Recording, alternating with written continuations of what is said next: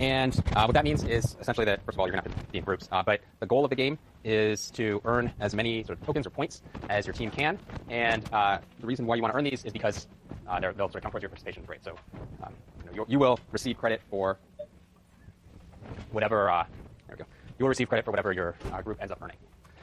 So that's going to be the first part, and I imagine that'll take, I don't know, say maybe 20 minutes or something. We'll do the game, and then we'll have a discussion regarding the actual outcome of the game. And then after that, we should get into the next section of material, which is about what we call non-market valuation. So essentially, non-market valuation covers techniques that we use to try to estimate the value of a good that isn't traded on the market. So when goods are traded on markets, then we can observe the prices at which they're traded, and we use those as measures of their value in the sense that they're measures of how much consumers are willing to pay for them. When you have a good that's not traded on the market, which many of these public goods, and in particular like the environmental goods we're talking about, something like clean air, there's really a market for that in general. So when you have a good that isn't traded on the market, then you have to kind of use different techniques to attempt to estimate the value of that good. And so we're going to talk about one of those techniques, which is called revealed preferences. We'll start on that and then continue on Wednesday. Okay, so first of all, first thing I want to do is conduct this experiment, basically, which is known as the public goods game. And so we're going to explore the provision of public goods within the context of the classroom. So there's going to be various steps in order to set this up. So the first thing we're going to do is divide into groups. Fortunately, we've already done that. So hopefully you're sitting next to the other people in your group right now. If not, you should probably move around a little bit. The second thing is that each group is going to receive 20 tokens. So I think the easiest thing for me to do is I'll probably just throw up a spreadsheet and to keep track of how many tokens each group has. So we'll do that after after I finish talking about how the game's actually going to proceed. So you're each going to start off receiving 20 tokens. We're going to play 4 rounds. I think when I initially did this, like the very first year that I taught it, we had more rounds. But from experience, it seems like the classroom converges into an equilibrium pretty quickly. So usually I think by 4 rounds we'll be at that equilibrium. And so for each round, the procedure is as follows. So each of the groups, each one of you is going to vote on how many tokens you will contribute to purchasing the class public good. And then the contributions are all going to be collected and placed in a pot that's shared evenly amongst the entire class. And at the end of the game, the class pot is going to be multiplied by basically whatever's there plus another 50%, so 1.5 times, and then split evenly amongst the groups. Right. So the way that you want to think about this is that you each have 20 tokens. If you all put in all 20 tokens, then there's going to be, I guess it would be like 160 tokens since there's 8 groups. And then at the end, that would all get multiplied by 1.5. So then you'd have like 240 tokens, and then split back amongst the groups evenly. Right. So that would end up with 30 tokens per group, which makes sense because you start with 20 and everything got multiplied by 1.5. So that's the good news. And the incentive, so I guess the way that I've done it is that there's actually a stochastic element to it. So for every 1 token over 20 tokens, your group's chance of getting participation credit rises by 5%. So there's actually not like an exact one-to-one relationship between the amount of tokens you have and the amount of participation credit that you'll get. But essentially what's going to happen is that the expected amount of credit that you get for this particular session is going to increase based on the number of tokens you have. So then you might think like, well, now this is random element, so you might be somewhat concerned about that. But there's going to be a bunch of games and activities and things throughout the semester. So you don't want to think like on the margin, it's not the randomness should even out an expectation over the semester. So you don't want to think you're going to get like totally screwed in this particular one. And furthermore, if you have a significant amount of tokens, then your chance of getting credit goes towards 100%. So basically, one way or another, more tokens are going to be better for you, at least an expectation. So let me then put up a spreadsheet here with the groups. And so the other thing that I want you to do is, since you guys are hopefully in your groups now, each group should write down on a sheet of paper just a roster of who's here. So the other thing that factors in is like, if you're not here, but your group gets credit, you don't actually get credit. So there's both the group level participation and the individual level participation that's coming into play here.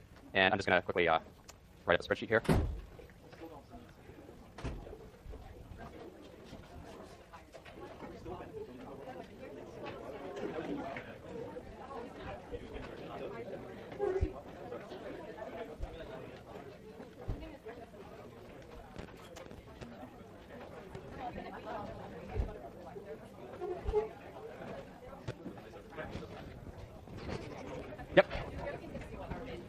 Well, ex post they will, but so I'm gonna collect the bids in confidence for each round, and then after the round is complete, then you get to observe what everybody did.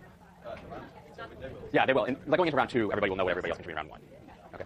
So group 1 had a good question, which is whether or not other groups can observe your bids. So the answer is that like in round 2, they will observe what you bid in round 1. But in round 1, I'm gonna collect a little piece of paper from each group, so you can't react to other groups' bids in the same round, but you can in the subsequent round. Okay. So basically, you guys should do 2 things. First of all, just write up the list of people who are here in the group. And then second of all, start talking about what you want to contribute in the first round. So remember, you each have 20 tokens at this point.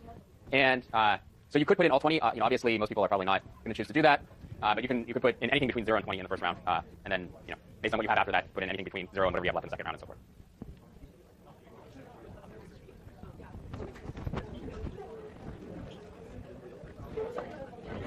Well, you'll know how much people contribute in round 1 once you go into round 2. No, I think if the public good was a part, I need more time to get more tokens. Oh, no, the public good is that everything that goes into the pot gets multiplied by 50%.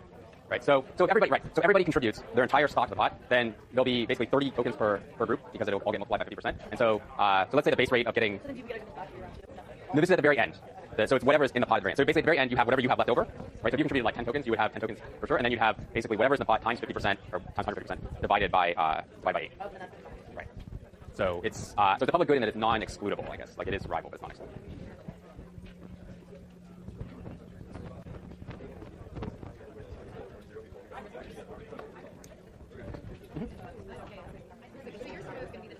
Okay. Are you gonna? I don't know that it is. So I know the official drop, the last day for dropping is something like September 26th or something, right? So just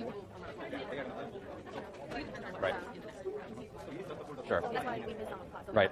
So I mean, it'll just depend whether or not you can get it eventually. Will just depend on whether other people drop, and I don't have a good sense of. Then yeah, I mean, it's the enrollment is limited at 60, so. I think it's 60 because there's a wait list. I think so. I can double check. Yeah. No, people who are currently enrolled will need to drop in order for wait list people to get it. Yeah, so I mean, we won't know for sure when we do it until September 26th.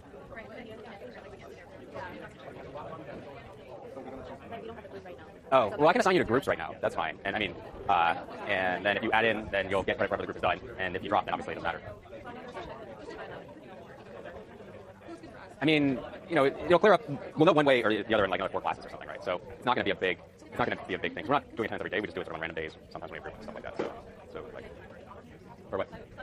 Yeah. So you guys. So actually, group 2 has 6 people. You guys have 6, right? You have what? Oh, you're group 3. Oh, sorry. But you have 6, right? Okay. So you guys can join group 3. Just both of you send me an email just so I know which group to assign you to. This is group 3. Yeah. Okay. So you guys should be wrapping up your discussions on how much you want to contribute in the first round, because I'm going to come around and take contributions in like 30 seconds. Are you guys ready? Okay. You have a group number on here as well as you, right? Excellent.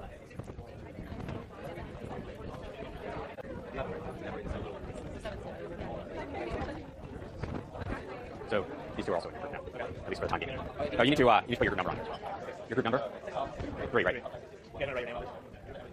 Thanks. Yeah, and I'll come back in a second. Oh, can I have your roster too? Excellent. Thanks. Thanks. Okay, people should have their contributions ready. Are you guys ready? Just write it down on the piece of paper. Okay, that's fine. Are you guys ready? Just for the first round. Okay. Because you get to update later on. And you have your roster there too? Okay. Great, thanks. Is your roster? Okay. And do you have your contribution? I'll come back to you in 10 seconds. You just write it out on a piece of paper. Excellent. Okay, thanks. You guys are okay. I'll come back to you.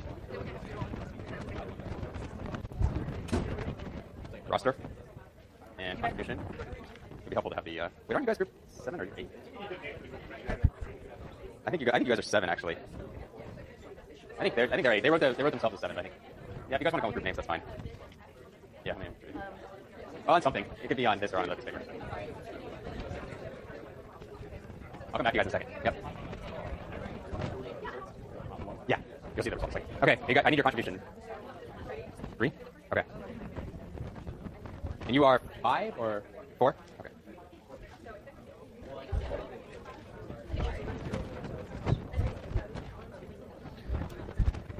Okay. Okay, so all of the contributions are now in, I think, except for you guys, which are group 5, 6? You're group 6. I think so. You can check on B courses too. We're doing 4, or you're just doing 1 right now, so then you'll observe what happened in 1. Okay. So, all of the contributions are in, and let's see, there's definitely some variety here. So group 1 is not contributing anything. And group 2 is contributing 7. Group 3 is doing 0. Group 4 is doing 3. 5 is doing 0. 6, also nothing. 7, also nothing. And 8, which thinks it's 7 also, is doing 5. So then in total, let's see. Yep, 15. So basically, we stopped right now. What each group would get would be whatever they have. So like the 0 groups, you have 20, and then like the group 2, you've got 13 right now. So everybody would get what they have. Then we have 15 times 1.5 is like 22.5. So I think I just round up to 24, and then divided by 8 would be 3. So basically, you get whatever you have plus 3. So all the 0 groups would have 23, and then all of the 4 group would exactly net out to like 20, and then groups 2 and 8 would have less than they had started. Okay, so let's do a second round now based on these first results, and I suspect things are going to converge pretty quickly now. But I'll give you like 60 seconds to talk about what you want to do. To calculate what?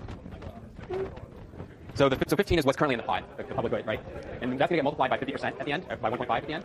So that would be 22.5, and then it's going to be divided evenly amongst the 8 groups. So 22 and a half. I just round up to the nearest multiple of 8, so 24. Excuse me? Which are you? You're group 2. So you contributed the most, so you only have 13 tokens left, right? So you would get, so if we end the game right now, we're not ending it right now, but if we did end it right now, you would have 13 tokens, plus the public good split evenly amongst all groups, which is 3 per group, so you'd end up with like 16 tokens. You mean talk with other groups? If you want, but you're gonna have to like, I'm not gonna wait that long, so you'll have to make the negotiations very quick.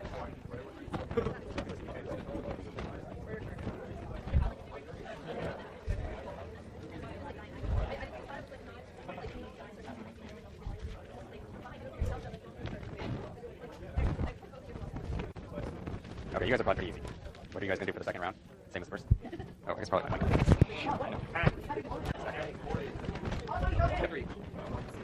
Huh? Oh, you're in 7, right? Okay. Is your name on it? I think your name is. I think it's a question of whether your official name matches with the name you wrote down. Do you guys have a new?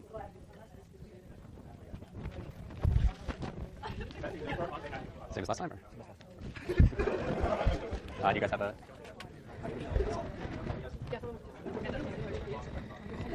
Okay, so wait. Sorry, you are you're 4. Okay, so it's gonna be. Okay.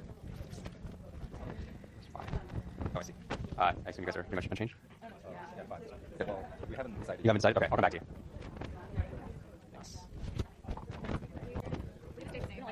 Okay. Well, you can talk to people. What did you guys decide? Okay, great. Thank you. And you guys are group 2. So what did you decide for this one? Okay. Is there any group whose bid I haven't collected? I don't think so. Okay. So I think somewhat predictably, we have pretty much reached an equilibrium. And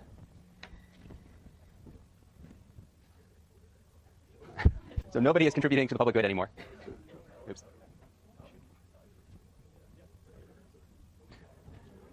Okay, so I don't think we even need to do the last 2 rounds. Is there any group in round 3 that wants to contribute a non-zero amount? Is even seriously considering it? No. Okay, so you can see basically what happened here. So the end result is going to be, well, when I said like if the game ended at round 1, then here's what it would look like, and effectively the game did end at round 1. So basically everybody who contributed 0 is going to end up with 23 tokens. Everybody who contributed, well, I guess after that there's 3 distinct amounts. So the group 4 will end up with a net of 20 tokens. Group 8 is going to end up with a net of 18 tokens, and then group 2 is going to, or sorry, group 20, 18, and then 16 tokens for group 2. So you can see that despite the fact that there would have been a gain from everybody contributing all of the tokens, that didn't happen. So presumably everybody would have preferred the contribution rate of 100%, because in that scenario every group would have ended up with a full 30 tokens, right? Because everybody would have given 20, and all of that would have been multiplied by 150% or 1.5, and then redistributed back evenly. So we could actually take a vote, which I guess we could do. So why don't we take another like 60 seconds and just do like a yes/no vote. So I'm going to sort of propose a rule where instead of soliciting the contributions from each group, I would instead come in and just seize the 20 tokens from each group and put them into the public good, and then they all get multiplied by 1.5 and get redistributed. So I think I don't really see a downside to that, but maybe there's some preferences amongst the groups that I'm not seeing. So why don't you take like 60 seconds to quickly discuss that amongst yourselves, and then I'll just ask each group whether or not you would support that proposal. Where instead of allowing these individual contributions, we would essentially just tax all the groups for the 20 tokens, put them in the public good, and then return them. Question? No, that is a good question, right? Like you're saying, does all that matter? Does all that matter is the group rank relative to the other groups? So the answer there is no. The answer there is basically no. So certainly in terms of participation credit, it's no.